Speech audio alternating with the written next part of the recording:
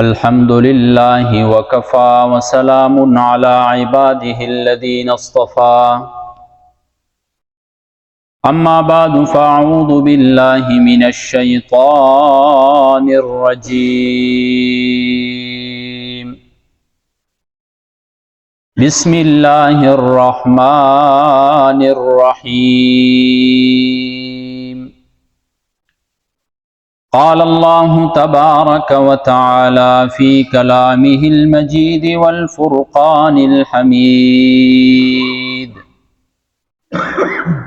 يا أيها الذين آمنوا اتقوا الله ولتنظر نفس ما قدمت لغد واتقوا الله إن الله خبير بما تعملون وقال النبي صلى الله تعالى عليه وسلم أحصوا هلال شعبان لرمضان رواه الإمام الحاكم في مستدركه صدق الله وصدق رسوله النبي الأمي الكريم ونحن على ذلك لمن الشاهدين والشاكرين والحمد لله رب العالمين۔ تمام حضرات پیار و محبت سے درود شریف پڑھ لیں۔ اللہم صل علی محمد وعلی آل محمد کما صلیت علی ابراہیم وعلی آل ابراہیم انک حمید مجید۔ اللہم بارک علی محمد وعلی آل محمد کما بارکت علی ابراہیم وعلی آل ابراہیم انک حمید مجید۔ محترم سامعین و سامعات، اسلامی سال کا 8واں مہینہ شعبان المعظم اپنی رحمتوں، اپنی وسعتوں، اپنی برکتوں کے ساتھ براجمان ہے۔ شعبان المعظم وہ مہینہ ہے کہ حضور نبی کریم صلی اللہ علیہ وسلم نے اپنے مبارک فرامین کے ذریعے اور اپنے مبارک عمل کے ذریعے اس کی فضیلت اور اہمیت کو بیان فرمایا ہے۔ حضور نبی کریم صلی اللہ علیہ وسلم کے اقوال اور افعال شعبان المعظم کی عظمت کے اوپر، اس کی اہمیت کے اوپر، اس کی فضیلت کے اوپر دلالت کرتے ہیں۔ شعبان المعظم یہ دو لفظ ہیں، ایک ہے شعبان، ایک ہے معظم۔ شعبان جو ہے یہ لغت کے اماموں نے لکھا ہے کتابوں میں، القاموس الوحید کے اندر لکھا ہوا ہے کہ شعبان شعبہ سے ہے۔ شعبہ کا مطلب ہے منتشر ہونا، تو شعبان المعظم کو شعبان المعظم اس لیے کہا جاتا ہے کہ اللہ رب العزت کی رحمتیں اپنے بندوں کے اوپر بکھرتی ہیں،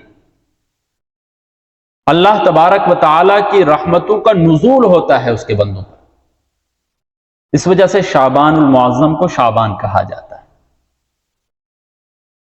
یا شعبان شعب سے ہے، حصے کو کہتے ہیں کہ اللہ تبارک و تعالیٰ کی جو رحمت ہوتی ہے وہ ٹکڑوں میں بٹتی ہے اور اللہ تبارک و تعالیٰ کے بندوں میں تقسیم ہو جاتی ہے۔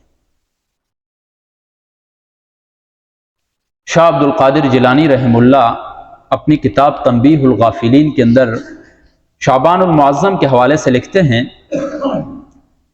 کہ شعبان جو ہے اس کے اندر 5 حروف ہیں، شین، عین، با، الف، نون، شعبان۔ اور وہ فرماتے ہیں کہ ہر حرف شعبان المعظم کی عظمت کے اوپر دلالت کرتا ہے اور اس کی اہمیت کے اوپر دلالت کرتا ہے۔ اب دیکھیں آپ تو شعبان المعظم میں پہلا لفظ کون سا ہے؟ شین آ رہا ہے پہلا لفظ۔ تو حضرت شاہ عبد القادر جیلانی رحمہ اللہ فرماتے ہیں کہ شین کا مطلب کیا ہے؟ شین سے اشارہ ہو رہا ہے شکر کی طرف، انسان کو اللہ تبارک و تعالیٰ کا زیادہ سے زیادہ شکر بجا لانا چاہیے کہ زندگی کے اندر ایک دفعہ پھر موقع مل رہا ہے رمضان المبارک کو پانے کا۔ اور اسی طرح دوسرا لفظ عین، عین سے اشارہ ہے علو کی طرف، بلندی کی طرف۔ گویا کہ جو شخص شعبان المعظم کے اندر اللہ تبارک و تعالیٰ کے احکام کے اوپر عمل پیرا ہوتا ہے، اللہ تبارک و تعالیٰ روحانی اعتبار سے اس شخص کو بلندیوں تک پہنچا دیتے ہیں۔ اور تیسرا لفظ ہے با، شعبان۔ با اس سے اشارہ ہے بر کی طرف، نیکی کی طرف۔ کیا مطلب ہوا؟ کہ شعبان المعظم کے اندر ہمیں زیادہ سے زیادہ نیکی کرنی چاہیے۔ اور اسی طرح چوتھا لفظ الف، الف سے اشارہ ہو رہا ہے الفت اور محبت کی طرف، کہ ہمیں اپنے درمیان محبتیں بکھیرنی چاہیے، ایک دوسرے کے ساتھ ہمدردی کا رویہ کرنا چاہیے، نہ کہ ایک دوسرے کے ساتھ ہم دشمنیاں یا اس کے علاوہ جتنی بھی چیزیں ہیں ان کو ہم دوسرے کے ساتھ کریں۔ ہمیں الفت اور محبت سے پیش آنا چاہیے۔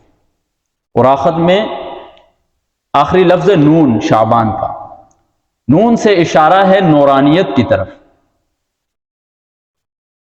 کہ شعبان المعظم کے اندر جو شخص اللہ تبارک و تعالیٰ کے بتائے ہوئے احکام کے مطابق زندگی گزارتا ہے، اللہ تبارک و تعالیٰ کفر اور شرک کے اندھیروں سے بچا کر اسے اسلام اور توحید کی نورانیت عطا کرتا ہے اس شخص کو۔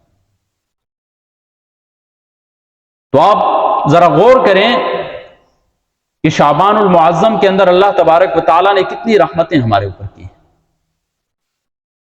اسی وجہ سے جب رجب کا مہینہ آتا تھا تو حضور نبی کریم صلی اللہ علیہ وسلم دعا یہ پڑھتے تھے، اللہم بارک لنا فی رجب و شعبان، اے اللہ ہمیں برکت دے دے فی رجب و شعبان، رجب اور شعبان میں، وبلغنا رمضان، اور ہمیں رمضان تک پہنچا۔ یہ دعا فرماتے تھے حضور نبی کریم صلی اللہ علیہ وسلم۔ اشتیاق ہوتا تھا رمضان کی طرف۔ علماء کرام کے بارے میں آتا ہے کہ اکابرین جو ہوتے تھے وہ 6 مہینے رمضان کا انتظار کرتے تھے، 6 مہینے تک کے، اور دعائیں کرتے تھے یا اللہ ہمیں رمضان المبارک کا مہینہ نصیب فرما۔ اور پھر جب رمضان المبارک کا مہینہ گزر جاتا تھا تو 6 مہینے تک پھر افسوس کرتے تھے کہ ہم رمضان المبارک کے مہینے کو جس طرح حق تھا ادا کرنے کا اس طرح ہم اس کے اندر عبادت نہیں کر سکے۔ یہ کیفیات پیدا ہوتی تھی ان کے اندر میرے بھائی۔ صحابہ کرام رضوان اللہ تعالی علیہم اجمعین کی زندگیوں کا آپ مطالعہ فرمائیں۔ شعبان المعظم کا یا رجب کا مہینہ آتا تھا تو ان کی کیفیات کیسی ہوتی تھی۔ تو شعبان المعظم کا مہینہ ہمارے پاس بھی آیا ہے میرے بھائی۔ ہمیں اس مہینے کے اندر کیا کرنا ہے؟ ہمارے لیے کیا شریعت کی طرف سے احکام ہے؟ تو پہلی چیز، پہلا کام جو ہم نے کرنا ہے وہ ہے کہ ہم شعبان المعظم کی تاریخوں کو یاد رکھیں کہ اتنے دن رہ گئے ہیں رمضان المبارک کے لیے۔ اسلامی تاریخ کا یاد رکھنا اس کی باقاعدہ ترغیب ہے، اور خاص طور پر شعبان المعظم کی جو تاریخیں ہیں۔ امام حاکم نے مستدرک حاکم کے اندر ایک روایت نقل کی ہے، فرماتے ہیں حضور نبی کریم صلی اللہ علیہ وسلم نے فرمایا، احصو ہلال شعبان لرمضان، شعبان المعظم کے چاند کو گنو لرمضان، رمضان کے لیے۔ کیا مطلب ہے اس کا؟ مطلب یہ ہے کہ رمضان المبارک کے مقاصد کے حصول کے لیے، رمضان المبارک کی بابرکت ساعات کو پانے کے لیے شعبان المعظم کی تاریخوں کو گنو۔ آج ہم اپنی زندگیوں میں دیکھیں، ہمیں انگریزی مہینوں کے نام یاد ہیں، سارا کچھ ہوتا ہے، جنوری، فروری، مارچ، اپریل، سارا کچھ یاد ہے، بہت کم لوگ ہیں جن کو اسلامی مہینوں کے نام یاد ہوتے ہیں۔ اسلامی مہینوں کی پھر تاریخوں کو یاد رکھنا تو بہت الگ بات ہے۔ کوشش کرنی چاہیے اپنے بچوں کو لے کر جائیں۔ صحابہ کرام رضوان اللہ تعالی علیہم اجمعین کی زندگیوں کا مطالعہ کرائیں، ان کے سامنے ان کے قصے پڑھ کر سنائیں تاکہ انہیں اسلامی تاریخ یاد رہے۔ ہم دیکھو زندگی کے اندر ہم اپنے بچوں کو کافروں کے ملکوں میں بھیجتے ہیں دنیاوی ڈگریاں لینے کے لیے، لیکن ہم سے اتنا نہیں ہوتا ہے کہ ہم اپنے بچے کو محلے کی مسجد میں بھیج دیں تاکہ جہنم سے وہ خلاصی ہو جائے، جہنم سے چھٹکارا پا لے۔ اتنا کام ہم نہیں کرتے ہیں۔ تو اسلامی تاریخ جو ہے اس کو یاد رکھنا، یہ بھی اس کی بھی ترغیب ملتی ہے ہمیں شریعت کے۔ لیکن ایک غلطی ہے، اس کا ازالہ میں یہاں پر کرنا چاہوں گا۔ جب شعبان المعظم کا مہینہ شروع ہوتا ہے تو ہمارا social media, WhatsApp, Facebook, Twitter, تمام کے اوپر یہ ایک لائنیں لگ جاتی ہیں میسج کی۔ میسج کیا ہوتا ہے کہ جس نے رمضان المبارک کی خوشخبری دی اللہ تبارک و تعالی اسے جنت میں داخل کرے، حضور نبی کریم صلی اللہ علیہ وسلم نے فرمایا۔ اور اسی طرح کہتے ہیں کہ حضور نبی کریم صلی اللہ علیہ وسلم نے فرمایا جس نے رمضان کی خوشخبری دوسرے تک پہنچائی اللہ تبارک و تعالی جہنم کی آگ اس پر حرام کر دے گا۔ العیاذ باللہ، یہ کسی کتاب کے اندر حدیث موجود نہیں ہے، سرے سے حدیث ہے ہی نہیں ہے، ایک من گڑت روایت بنائی ہوئی اپنے سے، اور ہم لوگوں کے اندر آگے بیان کر رہے ہیں اس چیز کو۔ اب یہاں پر حدیث کے اندر صرف اتنے الفاظ آئے ہیں، احصوا ہلال شعبان لرمضان، شعبان المعظم کی تاریخوں کو گنو رمضان کے مقاصد حاصل کرنے کے لیے۔ اس سے آگے کوئی الفاظ نہیں ہیں، لیکن ہم نے اپنی طرف سے من گڑت چیزیں بنائی ہوئی ہیں اور اسے ثواب سمجھ کے آگے شیئر بھی کرتے رہتے ہیں۔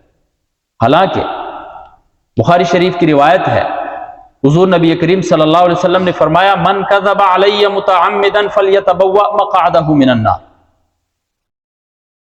جس نے میرے اوپر جان بوجھ کر جھوٹ باندھا وہ اپنے آپ کو تیار کر لے آگ کے لیے، اپنا ٹھکانہ آگ کے اندر کر لے۔ اور یہ وہ لوگ ہیں اخسرین اعمالا، جو اپنے اعمال کو کم کر رہے ہوتے ہیں۔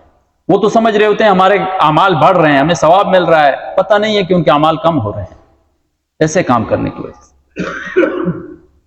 ایک گناہگار ہوگا، نماز نہیں پڑھتا ہوگا، کیا میسج سینڈ کرنے سے صرف اس کو جنت مل جائے گی؟ جنت اتنی سستی تو نہیں ہے کہ صرف میسج سینڈ کرنے سے وہ جنت مل جائے ہمیں۔ یا ایک شخص ہے رمضان المبارک کے روزے نہیں رکھتا ہے لیکن رمضان کی خوشخبری دے دے تو اللہ تبارک و تعالیٰ اسے جنت عطا کریں گے یا جہنم سے خلاصی دیں گے اسے۔ جہنم سے تو بچا جاتا ہے اعمال کر کے میرے بھائی، جنت ملتی ہے ایمان کے ساتھ، جنت ملتی ہے ایمان کے بعد اعمال کرنے کے ساتھ، جنت ملتی ہے ایمان کے بعد روزہ، زکوٰۃ، حج ادا کرنے کے ساتھ، جنت ملتی ہے ایمان کے بعد اس پر قائم و دائم رہنے کے ساتھ میرے بھائی۔ تو اس طرح کے جو خرافات ہوتے ہیں، اس طرح کی من گڑت چیزیں ہوتی ہیں، ان سے خود بھی بچیں، اور آپ کا کوئی دوست پڑوسی ارد گرد آپ کو کوئی چیز سینڈ کرے اسے بھی سمجھائیں اس چیز کے بارے میں تاکہ وہ بھی گناہ سے بچ سکے۔ تو پہلا کام تو ہم نے یہ کرنا ہے کہ ہم نے احصوا ہلال شعبان لرمضان، شعبان المعظم کی تاریخوں کو یاد رکھنا ہے۔ دوسرا کام جو ہے، جو سیرت طیبہ سے بھی ہمیں ملتا ہے، کہ زیادہ سے زیادہ نفلی عبادات کریں ہم۔ اب شعبان المعظم اگرچہ فضیلتوں والا مہینہ ہے لیکن اس کے اندر کوئی خاص متعین عبادت نہیں ہے، جس طرح رمضان المبارک کے اندر خاص روزے ہیں یا ذی الحج کے مہینے میں قربانی یا حج ہوتا ہے، اس طرح کوئی خاص عبادت نہیں ہے شعبان المعظم کے اندر، لیکن اس کے باوجود بھی ہمیں زیادہ سے زیادہ نفلی عبادات کرنی چاہیے۔ حضور نبی کریم صلی اللہ علیہ وسلم زیادہ سے زیادہ روزوں کا اہتمام فرماتے تھے اس مہینے کے اندر۔ ایک روایت میں آتا ہے، صحابہ کرام رضوان اللہ تعالی علیہم اجمعین فرماتے ہیں کہ حضور نبی کریم صلی اللہ علیہ وسلم کبھی کبھار اتنے مسلسل روزے رکھتے تھے کہ ہمیں خدشہ ہوتا تھا کہ ابھی افطار ہی نہیں کریں گے، مطلب مسلسل روزے رکھیں، اور کبھی کبھار اتنا چھوڑ دیتے تھے روزے نہ رکھنے کو، روزے نہیں رکھتے تھے کہ ہمیں خدشہ ہوتا تھا کہ ابھی کوئی روزہ رکھیں گے نہیں سرے سے۔ تو حضور نبی کریم صلی اللہ علیہ وسلم نے کثرت سے روزے رکھے بھی ہیں، کثرت سے چھوڑے بھی ہیں شعبان المعظم کے اندر۔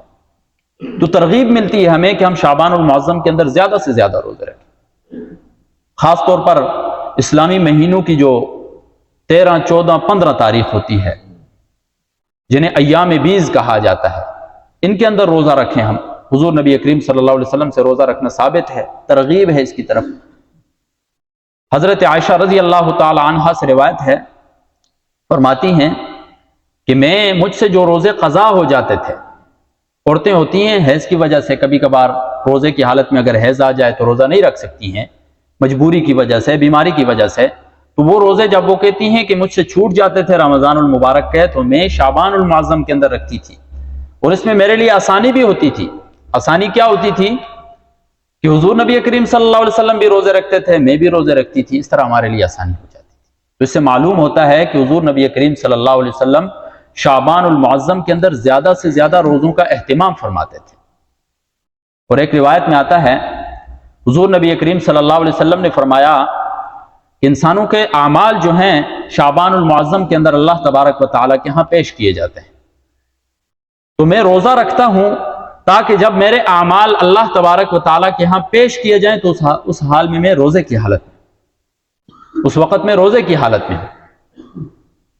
دیکھیں ہمارے جو اعمال اللہ تبارک و تعالیٰ کے ہاں پیش ہوتے ہیں، یومیہ طور پر بھی ہوتے ہیں، ہفتہ وار بھی ہوتے ہیں، اور سالانہ طور پر بھی ہوتے ہیں۔ یومیہ طور پر کیسے ہوتے ہیں؟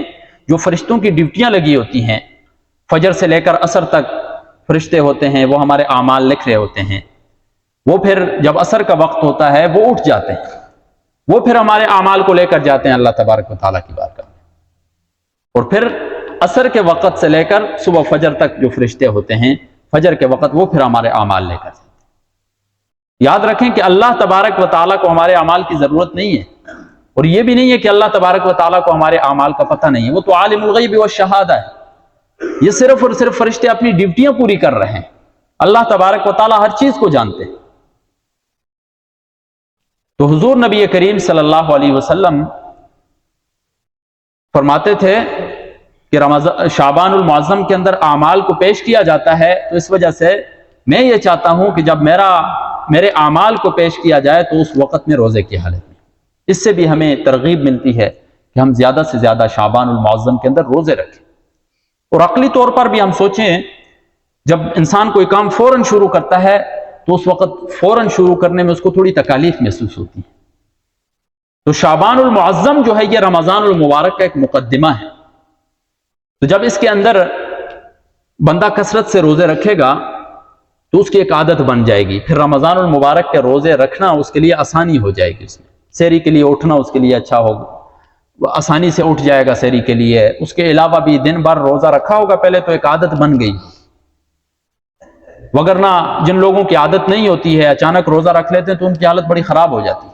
تو اس میں بھی حکمت ہے یہ کہ رمضان المبارک کے لیے اختیاری ہو رہی ہوتی ہے اس میں۔ اور اس کے علاوہ شعبان المعظم کے اندر ایک رات آتی ہے 14 تاریخ گزر کر، اسلامی 14 گزر کر جو رات ہوتی ہے جسے شب برات کہا جاتا ہے۔ شب کہتے ہیں فارسی کا لفظ ہے رات کو، برات کہتے ہیں آزادی کو۔ روایت میں آتا ہے کہ حضور نبی کریم صلی اللہ علیہ وسلم فرماتے ہیں کہ اللہ تبارک و تعالی شب برات میں بنو کلب کی بکریوں کے بالوں کے برابر جو ہے لوگوں کو جہنم سے خلاصی دیتے ہیں۔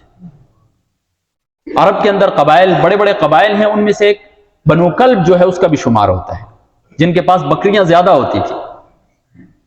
تو بنو کلب کی بکریوں کے بال، ایک تو بکریاں پورے قبیلے کی، پھر ان کے بال کون شمار کر سکتا ہے؟ نہیں شمار کر سکتا ہے۔ مراد اس سے کیا ہے؟ کثرت ہے کہ اللہ تبارک و تعالی اتنے زیادہ لوگوں کی مغفرت فرماتے ہیں، اتنے زیادہ لوگوں کو جو ہے وہ جہنم سے خلاصی دیتے ہیں۔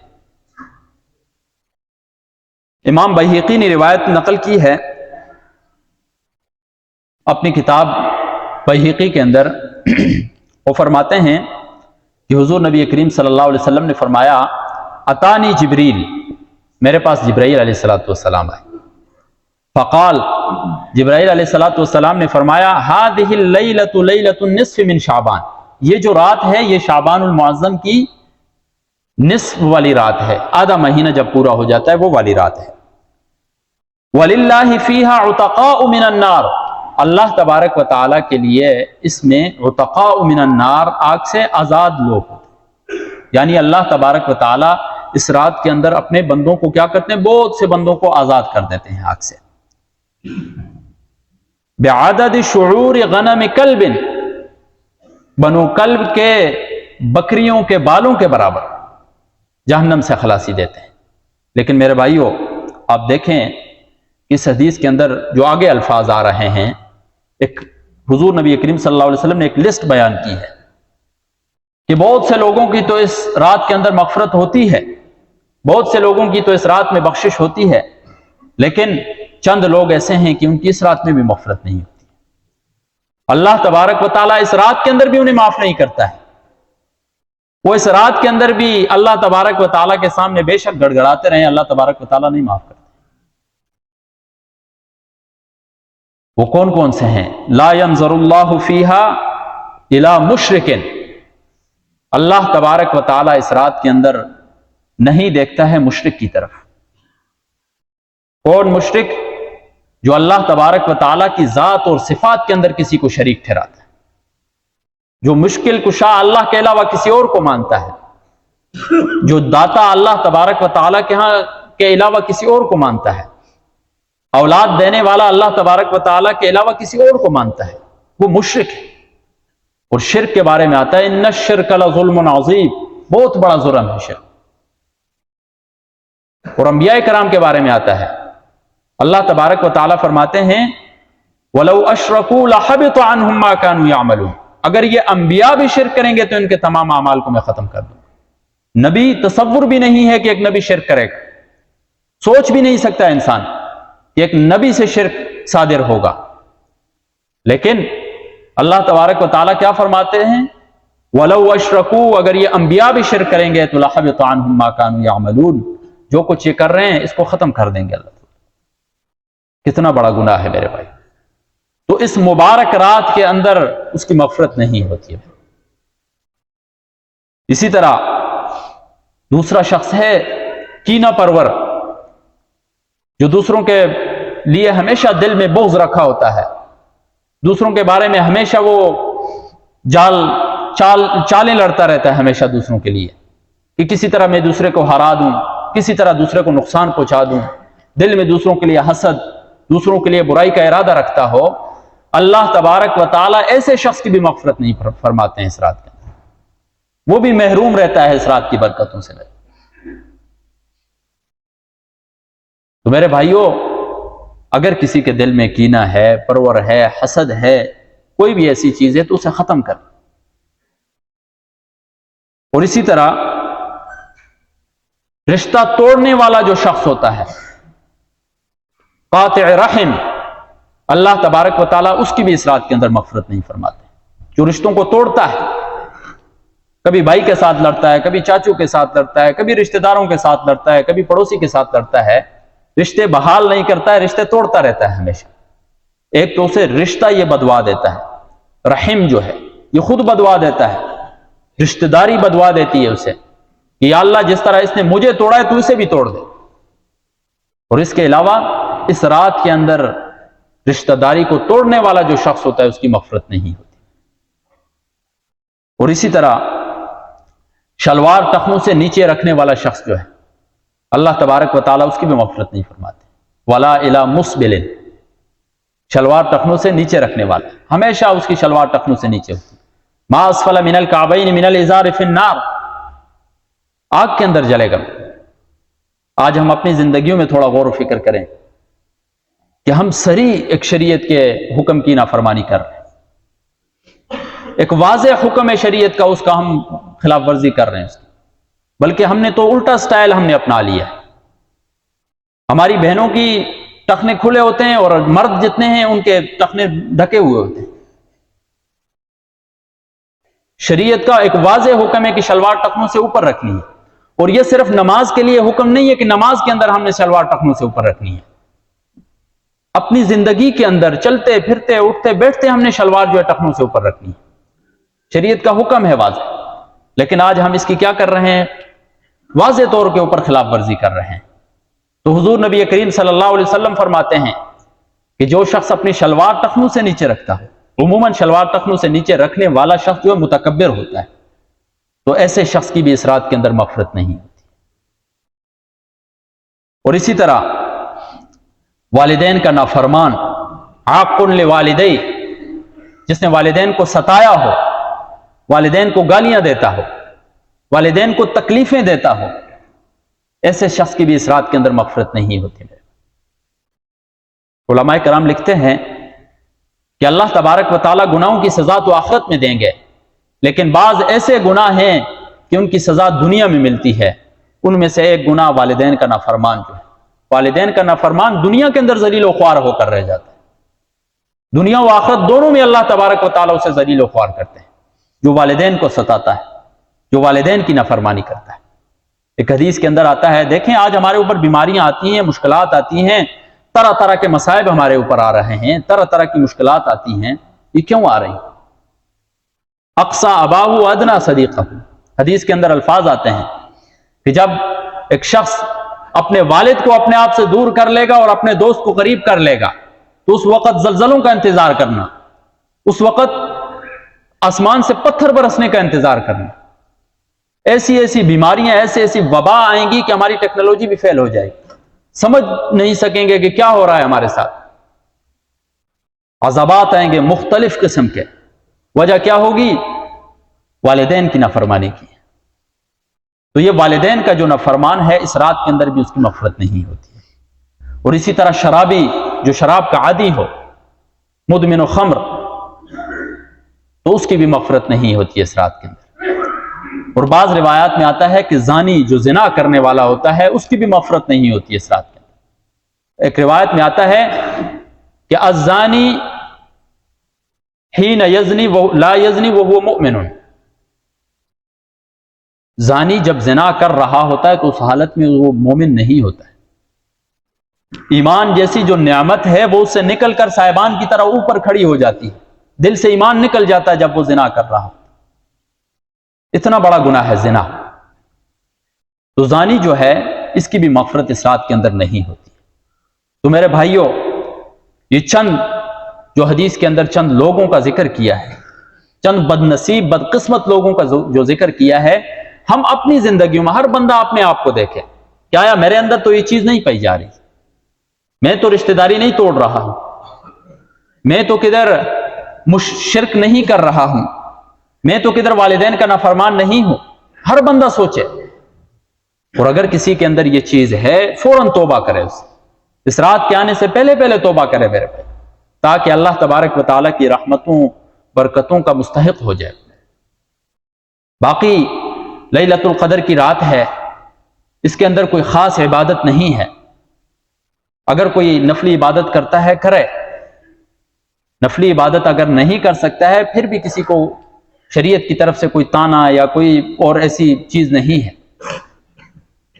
اگر عبادت نہیں کر سکتا ہے، کم از کم عشاء کی اور فجر کی نماز کو کم از کم باجماعت ادا کر، اتنا کر لے اس رات کے اندر۔ اور اگر کوئی شخص اتنا بھی نہیں کر سکتا ہے تو میرے بھائیوں، کم از کم اس رات کے اندر یہ رات جو ہے بغیر گناہ کے گزار، بغیر گناہ کے اس رات کو گزار دیں، یہ بھی ہمارے لیے کافی ہے اس دور کے اندر۔ یہ جو برکتوں والی عظمتوں والی چیزیں آتی ہیں، راتیں آتی ہیں یا مہینے آتے ہیں، جتنا ان میں زیادہ ثواب ملتا ہے اتنا گناہ کرنے کا وبال بھی ملتا ہے میرے بھائی۔